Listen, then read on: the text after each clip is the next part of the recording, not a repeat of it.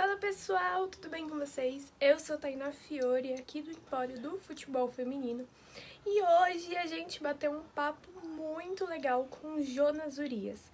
Ele é técnico da Seleção Brasileira Sub-20 feminina e já teve passagens pelo Centro Olímpico também com as categorias de base. Olha, esse bate-papo super legal vocês vão poder acompanhar agora. Mas antes, não se esqueçam de já deixar seu like e se inscrever também e acompanhar o Empório em todas as redes. Roda aí a vinheta.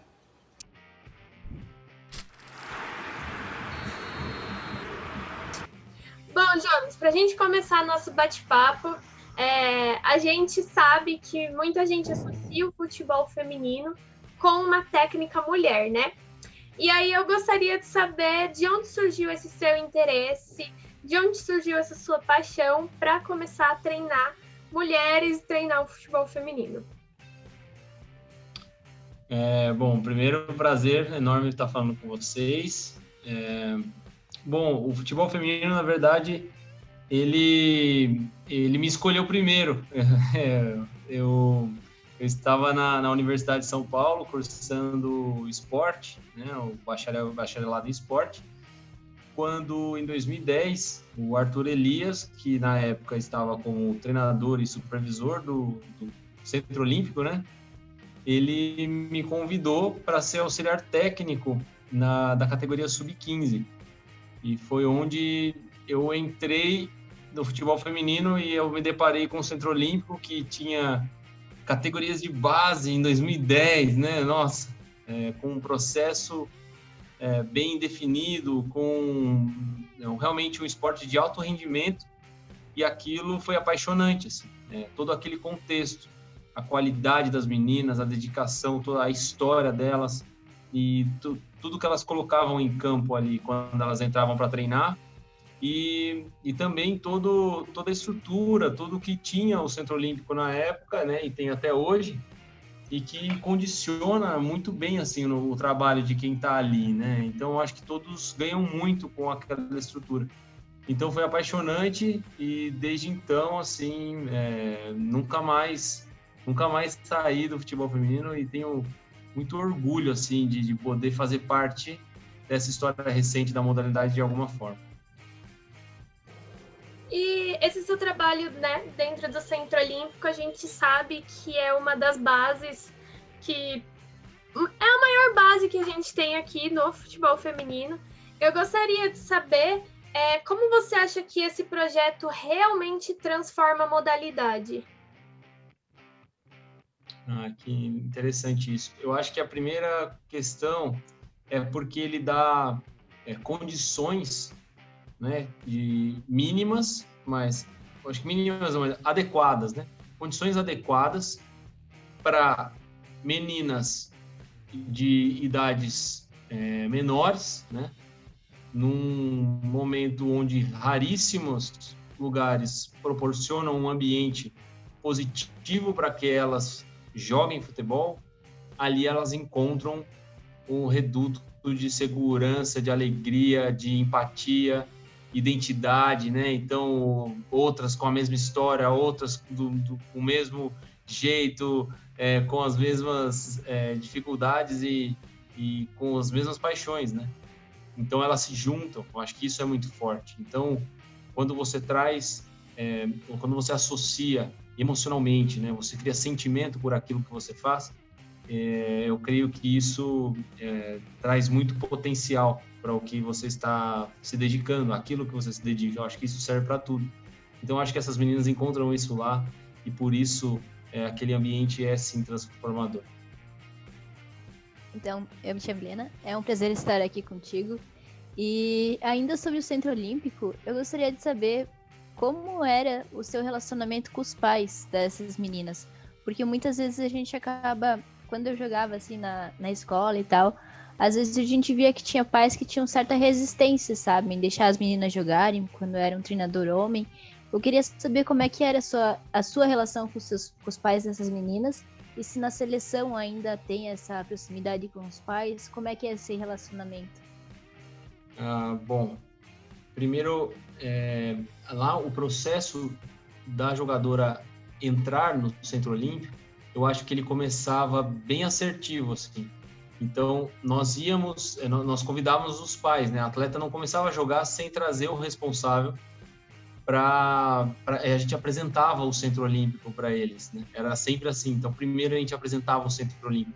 E quando ele entrava lá e via aquelas outras 9 modalidades, treinos constantes, diários, a gente falava tudo que eles iam receber. E aí, no primeiro dia, os pais e as atletas iam fazer uma entrevista com o assistente social do Centro Olímpico. Passava no centro médico e era bem atendida, passava no dentista, passava no médico e, de repente, ela olhava e falava assim, não, a minha filha vai estar segura aqui. Eu acho que a gente transmitia isso desde o primeiro contato. Então, o sentimento, eu acho que dos pais era de, eu confio nesse lugar. E as pessoas que estão conduzindo aqui me transmitem segurança de que eu posso deixar minha filha aqui, que vai ser uma coisa boa para ela. E aí, é claro, né, a primeira impressão conta, mas a impressão de todos os dias também é fundamental. Claro que se a gente errasse durante o processo, com certeza a gente não teria conseguido, por tanto tempo, sustentar algo tão querido, tão cativante assim. Então, a gente também sempre priorizou que o respeito, a transparência, que tudo isso tivesse sempre às mostras, assim. Os pais, eles eram bem-vindos, sabendo o lugar deles, na hora do treino, claro, mas eram muito bem-vindos. Então, eles presenciavam a seriedade, o profissionalismo, o distanciamento adequado, porém, a proximidade adequada também. Então, era humanizado, porém, com todo o respeito que elas mereciam. Então, acho que todos esses pontozinhos, assim, e o dia a dia dava a segurança e a confiança para os pais. Trazendo para a seleção já é bem diferente. A distância é gigantesca, na verdade, das famílias, né? Apesar da gente também trazer um lado humanizado na seleção, mas eu acho que a abordagem já é em outros aspectos. Bom, ultimamente a gente tem acompanhado uma interação entre as seleções de base e a seleção principal. E a gente queria saber de como isso interfere no trabalho do Brasil e impulsiona a seleção. Como que isso está relacionado, essa integração das seleções? Eu acho que quem ganha, principalmente, são as jogadoras. Isso é fundamental. Quando as comissões se alinham, mas não estou dizendo replicam, estou dizendo se alinhar, filosofia, se alinhar em metodologia, conversas, ideias, e quando a gente sabe ou tem noção do que está por vir para atleta, isso nos deixa em melhores condições de proporcionar às nossas atletas, cada um na sua categoria, um trabalho que seja mais um trampolim, uma alavanca positiva para que essa menina suba de categoria. Então, essa integração, que é muito brilhantemente conduzida pela Pia, brilhantemente, e também estimulada pela Duda, né? Acho que as duas combinam muito bem nisso, e eu acho que essa integração, ela faz as atletas serem as maiores beneficiadas, sabe? Elas vão encontrar um processo mais liso, com menos obstáculos, na hora de transitar de uma categoria para outra. E eu acho que o médio e o longo prazo, tudo isso vai vir assim, talvez a um curto prazo, talvez não fique claro o quanto isso é um benefício. Mas eu tenho certeza que a longo prazo, essas ações de integração vão trazer benefícios e vitórias para a gente. Olha, acho que mesmo a curto prazo a gente já está percebendo muita diferença aqui, que é muita felicidade ver o nome das meninas da 17 na 20, da 20 na principal, então a gente fica muito feliz pelo trabalho delas. Jonas, a gente vê que a seleção de base brasileira vem evoluindo muito nos últimos anos, principalmente em 2020 e mesmo com a pandemia. Eu gostaria de saber como você avalia essas mudanças que estão acontecendo em relação à base brasileira. Eu avalio como fundamentais, não ideais, ainda, né? Porém, eu valorizo muito cada mudança, cada uma delas, cada torneio novo, cada campeonato, cada clube de massa que topa entrar, cada clube tradicional do feminino que se sustenta e segura a bronca e vai lá de novo e entra no campeonato. Eu vibro assim junto, porque eu sei que longe do ideal, mas não tem como chegar no ideal sem passar por esse processo. Então, para mim, é felicidade de ver o processo acontecendo. Eu sei que a gente é imediatista, a gente quer que logo já seja tudo bem estruturado, que tudo seja dignificado, né? Mais dignificado. Porém, é impossível a gente fazer algo que não se sustente também. Eu vivi muito isso no futebol feminino nesses 11 anos. Vi muitos projetos promissores que não se sustentaram e depois a frustração, ela é 10 vezes maior do que, de repente, se tivesse esperado um pouquinho mais, né? E feito as coisas com uma cadência mais adequada, com passos do tamanho que estavam preparados para dar. Então, eu vibro muito e confio muito porque esse processo está acontecendo. E é fundamental fazer acontecer e ajusta, próximo, melhora, ajusta, melhora, sempre essa reflexão. Assistindo o campeonato sub-16 e agora o sub-18, a gente vê assim, a geração de 2002 é muito boa. Aí depois a gente pensa, não, a geração de 2013 é muito boa. Aí no sub-16 eu já tava pensando, não, a geração 2005 tá voando. E isso reflete, né, todo esse trabalho que vocês têm feito. Até mesmo a gente percebe, né, as meninas que são mais convocadas, elas têm um toque diferente, elas têm uma visão de jogo mais ampla. E apesar disso tudo, por qual motivo tu acredita que isso está ocorrendo? Tu acha que é realmente a seleção que veio para ficar? Que agora o futebol feminino não tem volta, só vai evoluir cada vez mais? Olha, Milena, eu acho que sim. Eu concordo totalmente com o que você falou, de que a sensação é de que cada geração é melhor, né? E cada uma tem, claro, o seu brilho. Eu sou fã, né? Sou fãzaço das nossas jogadoras e cada vez que eu assisto aqui no 18 eu tô olhando, meu Deus, olha essa menina. E eu fico com a Jéssica, ela é fabulosa. Jéssica, Jéssica, é incrível. Eu me apaixono pelo futebol das meninas e cada vez mais novas a gente vê meninas surgindo, com mais meninas novas, não sendo uma exceção, né? Sim o padrão, olha só, aquele trabalho está acontecendo, por isso está vindo uma menina boa. Eu acho que é isso. E eu acho que a seleção, na verdade, a seleção forte, a seleção com grandes jogadoras, é uma consequência de um outro processo, né? Que a gente está inserido nele, que é a evolução da modalidade em si. Então, o trabalho dos clubes vai condicionar essas meninas, o trabalho dos projetos condicionam, o trabalho das prefeituras condiciona, o trabalho das escolinhas condicionam, porque a escolinha oportuniza, a prefeitura alavanca, dá uma condição um pouquinho melhor, o projeto, de repente, é quem consegue vincular a menina com algum tipo de agremiação e o clube depois vai captar do projeto. E quando você vê, a seleção só vai desfrutar disso e trazer a experiência internacional, vai trazer a experiência de treinar do lado de outra que é fantástica e outra que é fantástica, que ela não está mais sozinha, ela vai ter que resolver problemas mais difíceis nos treinos e nos jogos. Então, eu acho que essa cadeia, assim, ela é tudo parte de uma coisa só e a gente é parte dela. Então, é um prazer, assim, poder ver, acompanhar essa evolução da modalidade. Eu acho que ela super veio para ficar. Eu acho impossível o futebol feminino dar passo para trás agora. Jonas, a gente tem visto que nas últimas convocações se tem chamado as meninas que estavam no Sub-17 para participar desses treinamentos. E você acha que por elas já terem passado por esse Sub-17, já ter tido um contato melhor assim com a seleção, você acha que elas já têm uma outra cabeça, um outro futebol, já estão mais maduras por já ter uma experiência num Sub? Sem dúvida. Inclusive, quando tiver a Sub-15, que está no projeto, a Duda vai colocar em prática, vai favorecer ainda mais todo o processo. Quanto mais cedo a atleta vivenciar o que é a seleção brasileira, mais identidade ela vai ter quando subir, mais adaptada ao que é ao peso que é você treinar como seleção brasileira, que é um pouco diferente, e também experiências em amistosos, jogos internacionais, isso é fundamental, nada substitui.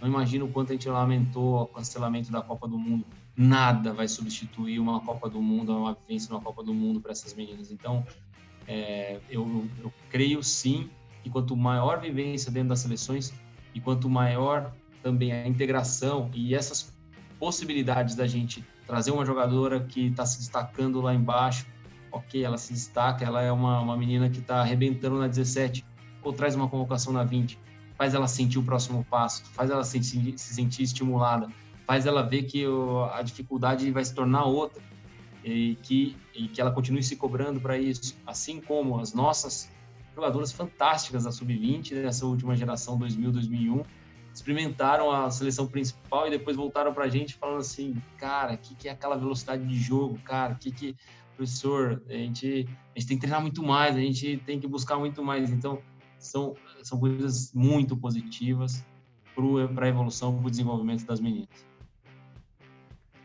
Jonas, ontem a gente viu a convocação para a seleção principal da Pia e 2 nomes acabaram chamando muito a atenção, que é o nome da Gil e da Ivana. E aí a gente para e pensa, as duas poderiam estar na seleção de base, serem convocadas para a Sub-20.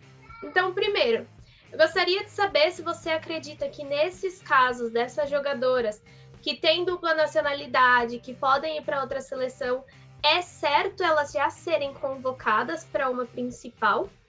E também, falando um pouco sobre as nossas meninas que estão aqui na base já da Sub-20. A gente tem um grande destaque como a Angelina, que ainda não teve chance numa seleção principal. Você acha que ela corre o risco de sair para buscar chance em outras seleções? Também pensando que ela tem essa dupla nacionalidade, consegue fazer isso. Por que você acha que isso acontece da Angelina, que é uma capitã, um grande destaque, não estar na seleção principal? Tá. Eu quero falar, eu vou dar minha opinião, mas com muita cautela, porque existe uma questão que são os olhos da comissão técnica, né? Os olhos da treinadora. E a Pia conhece o futebol mundial. Então, eu sempre respeito muito as decisões dela, que são extremamente pensadas e justificáveis diante dos olhos dela, assim como eu, nos meus olhos e da minha comissão técnica e assim por diante. Mas eu acho, Tainá, que a grande questão é identidade, sabe? Eu vi quando a Macário foi realmente liberada para jogar pelos Estados Unidos. E muita gente criticou, por que o Brasil não trouxe? Por que o Brasil não trouxe? Essa menina não tem identidade com a seleção brasileira e com o Brasil. Ela não se sente uma cidadã brasileira, né? Então, para ela faz todo sentido que ela seja, né, que ela jogue por outra seleção, já que ela tem essa possibilidade. E a seleção brasileira tentou diversas vezes trazer ela para convocação, para torneiozinho, para campeonato, para amistoso internacional. E ela, assim, desde da primeira conversa, sempre foi muito clara da opção. Por quê? Porque ela não está pensando com a nossa cabeça. Ela não está pensando com a cabeça de um brasileiro. Ela está pensando com a cabeça de uma pessoa com outra identidade. A gente precisa respeitar isso. E eu acho que com relação às outras, que agora foram convocadas, se elas ainda não têm uma identidade com o Brasil, ou se elas aceitam jogar pelo Brasil, é porque existe algum nível de identidade ali. E eu acho que ir para uma seleção principal e jogar uma She Believes Cup, isso pode esquentar né? Pode trazer mais sentido ainda para a identidade que ela já tem, ou a pouca virar muita. E isso trazer uma fidelidade à menina e para que faça sentido para ela representar a seleção brasileira. Então, muitas vezes as pessoas acham que a convocação é apenas um lado, mas na verdade, pelo contrário, eu acho que é muito mais significativo para atleta. Né? Tem que fazer sentido para a menina representar a seleção. Então, eu acho que nesse momento está fazendo sentido para a Giovana vir jogar pelo Brasil. E vai estar fazendo sentido para a Ivana também. Né? Eu acompanho ambas nas redes sociais. Eu sinto que elas têm um lado brasileiro que está presente, a gente consegue perceber isso. E eu acho que a seleção principal é um ambiente fabuloso para isso ser alimentado. só antes de fazer a próxima pergunta, eu penso muito isso que você falou, porque quando tava todo mundo falando da Macário semana passada, eu tava assim, gente, mas vocês têm que entender que não é assim. E também esse negócio da Gil, se a gente abre o Instagram da Gil, quando ela é convocada para a Espanha, ela posta, tipo, estou na seleção. Quando ela é convocada para o Brasil, ela publica aquele texto de, tipo, cara, estou na seleção, que coisa maravilhosa. Então, é muito isso. Muito obrigada por isso, Jonas. Legal você ter essa visão, porque eu acho que é a visão humanizada. Eu acho muito legal isso, Tainá. E antes você citou a questão da seleção sub-15, e eu já ia lhe perguntar isso, que aí você comentou da Duda, porque eu vou revelar meu time, eu sou colorada, e você e a gente vê, né, várias gurias coloradas na seleção. Inclusive, quero agradecer muito por todas as meninas que passaram por lá. E é muito bom ver a Duda já tão motivada e tão presente, né, nesses processos da seleção. E citando já essas gurias coloradas que eu já falei, e das outras meninas que agora inspiraram, entre aspas, a idade sub-20, você acredita que em questão de 1 ano, 2 anos, a gente vai poder ver elas na seleção principal? Por exemplo, uma Jenny, que agora foi pro Corinthians, pode ganhar mais visibilidade, que é uma centroavante, para mim ela é única. E outras jogadoras também, a Camila, que agora recentemente foi convocada também para a seleção principal. Como você vê essa integração dessas meninas que acabaram inspirando a idade? Bom, primeiro dizer que não à toa vemos tantas gurias coloradas nas seleções. Há muitos anos é um processo muito claro, que funciona, que recebe bem, que desenvolve, que pensa com cuidado, tudo, cada passo, respeita as idades, respeita as faixas, respeita todo o desenvolvimento das meninas, né? Então a gente, na verdade, está colhendo o fruto de um trabalho fabuloso da Duda, né? Na verdade, não só dela, mas mentalizado e liderado por ela lá em Porto Alegre. E assim, então é natural, vai aparecer muita guria colorada mesmo, e prazer a gente poder premiar, entre aspas, quem faz um negócio diferenciado mesmo, né? Eu acho que é isso. E em relação a essas meninas que estavam arrebentando aí na Sub-20, essas meninas, né, que a gente vê potencial, que joga Série A1 de igual para igual, com 19, com 20 anos de idade, eu acho que elas estão saindo de um ambiente da 20, onde elas eram as cabeças, né, onde elas eram as referências. E elas vão entrar agora num pool de outras 3.000 jogadoras, né, em que elas vão ter que se encontrar primeiro nisso e encontrar o seu lugar de destaque lá. Então, acho que é uma nova batalha, sabe? E cada uma vai ter o seu tempo.